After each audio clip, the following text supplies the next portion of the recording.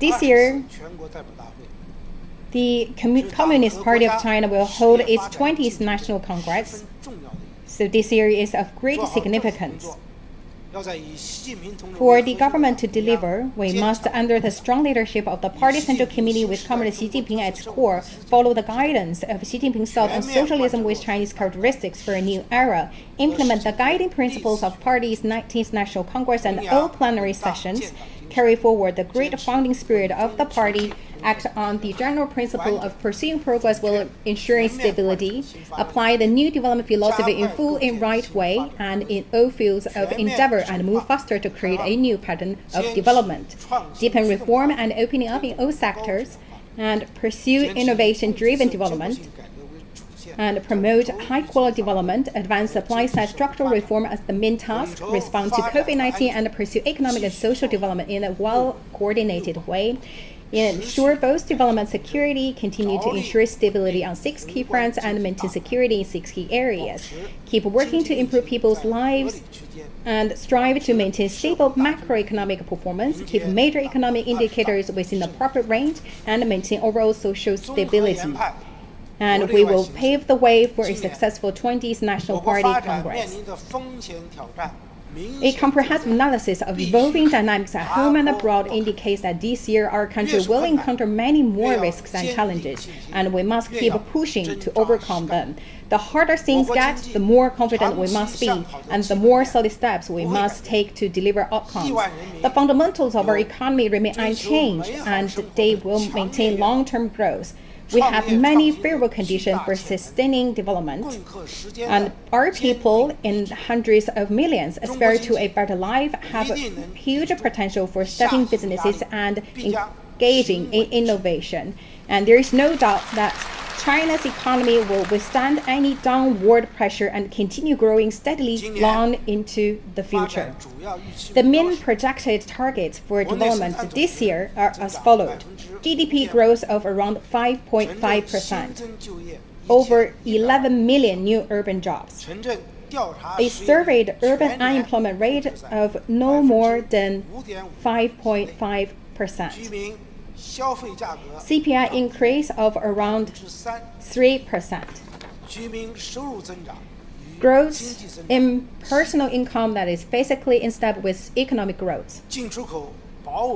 Steady increases in both the volume and quality of imports and exports, a basic equilibrium in the balance of payments.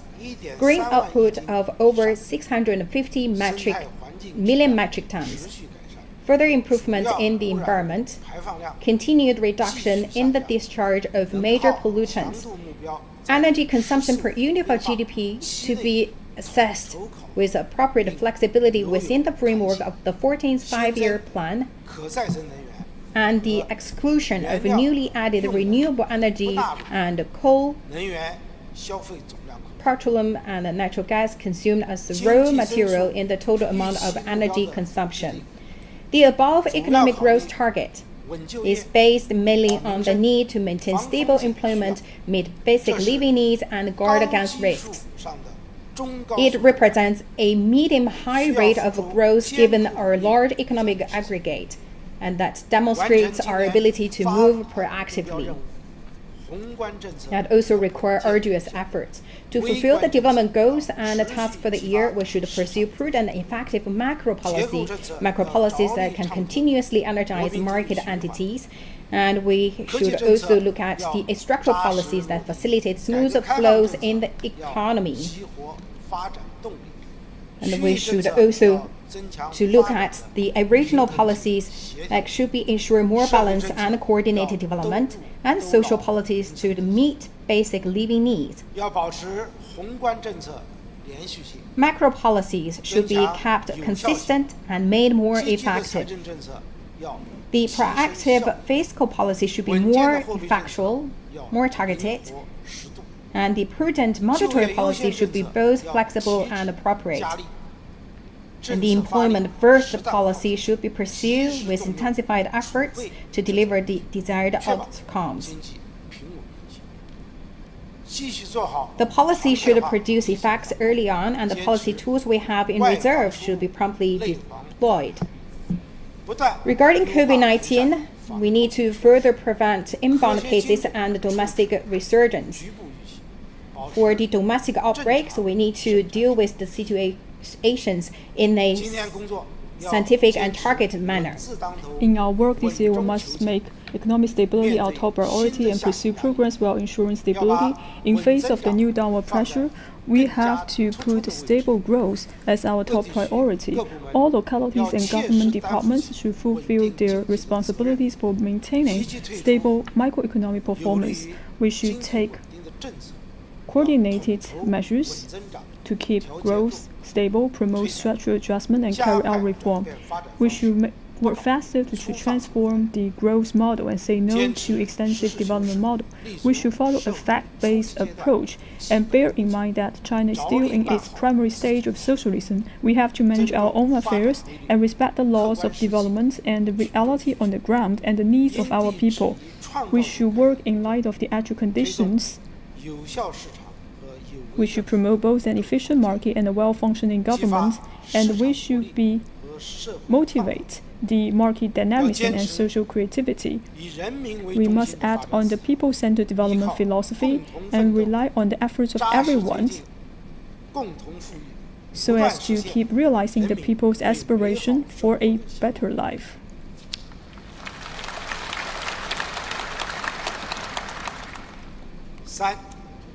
3. Major tasks for 2022. This year, we face heavy tasks and many challenges in economic and social development. We should follow the decisions and requirements of the Party Central Committee with Communist Xi Jinping at its core, apply the new development philosophy in full and in the right way. We have to move faster to create a new pattern of the development and promote high-quality development so as to deliver solid outcomes in all areas. First, achieving stable microeconomic performance and keeping major economic indicators within the appropriate range. We have to improve the stability. And also, we have to see that the proactive fiscal policy is more effective. The deficit to GDP ratio is 2.8%, slightly lower than last year. This will be boosting the fiscal sustainability. It is projected that the fiscal revenue will continue to grow this year. We also have available to us the surplus profits of state-owned financial institutions and the state monopoly business operations from recent years turned over in accordance with the law and funds transfer from the central budget stabilizing fund. And this will increase the greater fiscal resources at our disposal. All of these funds will be channeled to local levels so as to ease the difficulties of enterprises, stabilize employment, meeting living needs, and increase the consumption and demand. This year, the central government expenditure will increase by 3.9%. And the budgetary spending of central government will continue to register negative growth. The central government transfer payment to local government will be close to 9.8 trillion yuan, up by 18%. And this is the largest increase in recent years. The central government will place more budgetary funds under the mechanism for direct allocation, and the provincial level government should also provide additional fiscal support to these levels. It is important that for the local governments are both able, motivated to carry out policies that will benefit the business and the people. We will use government investment funds to stimulate and expand effective investment. This year's special bonds for local governments will total 3.65 trillion yuan. We will take a lot of approach to ensure that investment will stay with the projects, and also the civil investments will account for a large portion. We have to make sure that the government funds have played a key role so that we will give full play to the leveraging role of the major projects and the government investment and refined development supporting policies. Government will keep its belt tightened and keep spending low to benefit the people. So for the provincial government and the municipal government should take the lead. They have to control the general expenditures and they have to reject extravagance. For those who have abusive use of the public funds will be penalized. We have to make sure that our precious fund can be used in the areas that is crucial to the development and meet the urgent needs of our people. We will step up implementation of the prudent monetary fund. We will use the monetary policy tools to adjust both monetary aggregates and the monetary structure so as to provide more robust support for the real economy. We have to maintain a stable leverage ratio. The RMB exchange rate will be kept generally stable and an adaptive balance level. We will further improve the transmission mechanism of monetary policy. We have to reduce the fees, make sure that we could benefit a great number of market entities so that the financing fees will be significantly reduced. We will strengthen the employment first policy. The fiscal and the financial policies will facilitate the implementation of the employment first policy. All the localities have to work to expand the employment. Make sure that we have safety in the energy and food. Making sure that we could supply sufficient food and energy. We will improve our capacity to provide this food, making sure that the price levels will be kept generally stable. We will prevent and diffuse major risks. We will continue to address all of these responsibilities in all the localities. We will take rule-based measures to diffuse the risks, making sure that there's no systemic risk arise. Second, keeping the operation of market entities stable and maintaining job security by strengthening micro policies. We will implement a new package of tax and fee policies to support enterprises. We will continue to temporary steps and institutional measures to apply policies for both tax reductions and refunds. First, we will extend the tax and the fee reduction policies and support the manufacturing, SMEs and self-employed individuals and expand the scale and scope of these policies. To the small-sized taxpayers, we will exempt some of the VAT taxes for the SMEs. If the revenue is between 1 million to 3 million RMB, their tax will be further halved. Local governments should also adopt effective tax and fee reduction steps based on local conditions and in accordance with the law to maintain the scale of the tax and fee reductions and keep the market expectations stable. Second, we need to improve the cash flow of the enterprises, promote the consumption-driven investment, and further improve the systems for refunding VAT credits. We will also issue the VAT credit refunds on a big scale this year. And this year, we will work to fully resolve problems in refunding VAT credits, especially for the SMEs.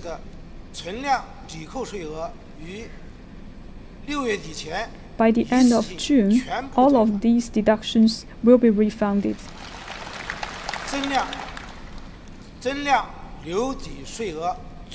And for the central government, will also provide greater fiscal support, and especially will focus on the area of the manufacturing, research, and the technical services, environmental protection, electricity and gas, and the transportation industries. Such a substantial increase in VAT credit refunds will help strongly boost the market confidence. Tax refunds and costs are expected to total 2.5 trillion yuan this year. VAT credit refunds will account for 1.5 trillion yuan of this sum, and all go straight to enterprises. Decentral governments will provide greater fiscal support for local governments and allocate fiscal subsidies directly to the prefecture and the counties. Local governments and relevant departments should develop sound systems to allocate funds more effectively. Make sure that we can provide assistance and help to the enterprises when they are in need. We will encourage the financial sector to provide more effective support to the real economy. Especially, we will provide more loans to the micro and small business and increase re-lending for agriculture and small enterprises. And especially for the enterprises hit hard by the COVID-19, we will provide financing support, making sure that there is no arbitrary termination of the loan agreements. And we have to cover the wider range, so we are forming a good environment so that we could serve the real economy, especially to resolve the issue for the SMEs for their difficult access to the financing. We will help lower business costs. We will rectify excessive surcharges levied by unity companies and support local governments in adopting temporary preferential policies. We will encourage large platform enterprises to lower service fees.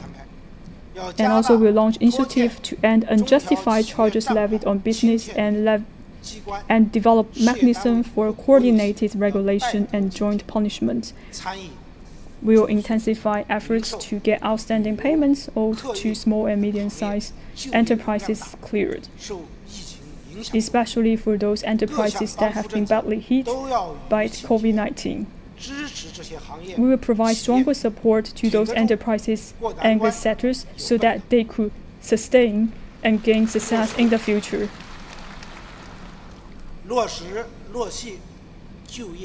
We will fully implement all measures to stabilize employment.